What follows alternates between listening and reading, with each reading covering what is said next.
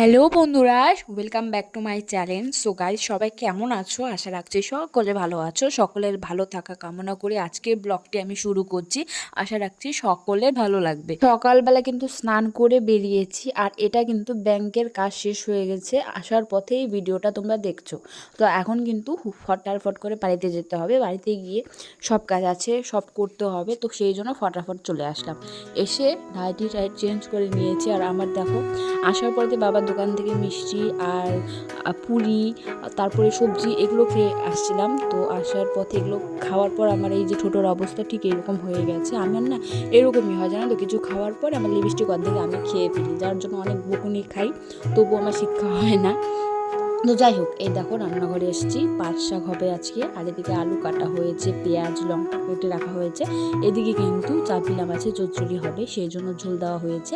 আর এদিকে মাছ ভেজে রাখা হয়েছে, একদিকে চাপিলা মাছ, একদিকে রয়েছে চিংড়ি মাছ। তো খাওয়ার পথে এই ভিডিওটা আমি ক্লিপ নিয়েছিলাম। সব কিন্তু রেডি, চিংড়ি মাছের, তারপরে গুঁড়ো মাছ, সব কিছু রেডি হয়ে গেছে। আর খাওয়াটা কিন্তু একটু দেরিতেই হবে।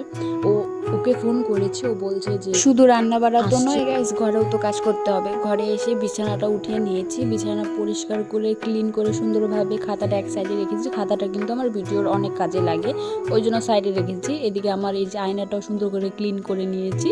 ক্লিন করে সোফাতে কিছু জামা কাপড় ছিল, সেগুলো ভাঁজ করে সুন্দর করে রেখেছি। পরে আবার গোদরেজে ঢুকিয়ে দেবো। এখন আর স্নান না করে আমি ধরি না জামা কাপড়, ধোয়া জামা কাপড়, স্নান করে ওগুলো ঢুকাবো। তো ওই জন্য তোমাদেরকে দেখাচ্ছি, সব দিকটা আমি তোমাদেরকে ভালোভাবে দেখাচ্ছি। আর এদিকে জামা কাপড় যেগুলো রয়েছে আমাদের আলনার, সেগুলো সুন্দর করে ভাঁজ করে এক এক করে রেখেছি, এটাও তোমাদেরকে দেখাচ্ছি। আর এ পাশে যে আমাদের সোফা রয়েছে, সোফার বালিশ, ফ্যান সুন্দর করে রেখেছি ক্লিন করে। কারণ বাড়িতে বৃষ্টি হচ্ছে, ক্লিন করে যত রাখবো ততই ভালো, নয়তো আমার ক্লিন না থাকলে ভালো লাগে না ঘরে। তো দেখো, বালিশগুলো সুন্দর করে একসাথে রেখেছি, একটা বালিশ উপরে রেখেছি কারণ জায়গা ধরছিল না। আরও বালিশ রয়েছে, বাট সেগুলো সব ভিতরে রেখেছি, খাটের ভিতরে। এত বালিশ যে আমার সোফাতে জায়গা আটে না।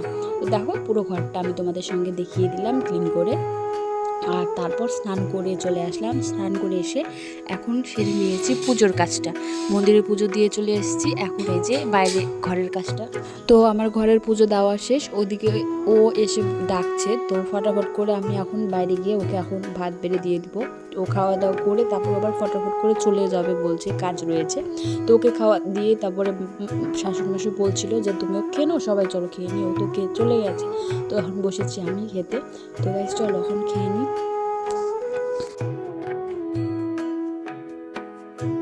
ভাত খাওয়ার পরেই তো আমি একটুখানি পান আমি খাই, এটা আমার আগের থেকে অভ্যেস।